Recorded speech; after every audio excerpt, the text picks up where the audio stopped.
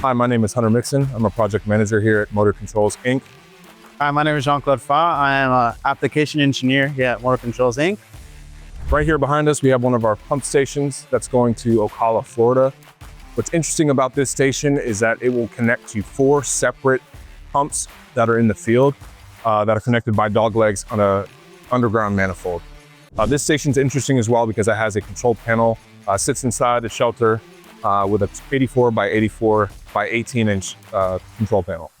We also have a custom shelter built for this job. As always, our custom shelters are built with UV protection. They're fully leak-proof, pad-lockable, so highly secure. We have anti-slip inside the panel, so the operators are safe as they're working. Typically, our customers can buy our shelters in a standard small, medium, or large size.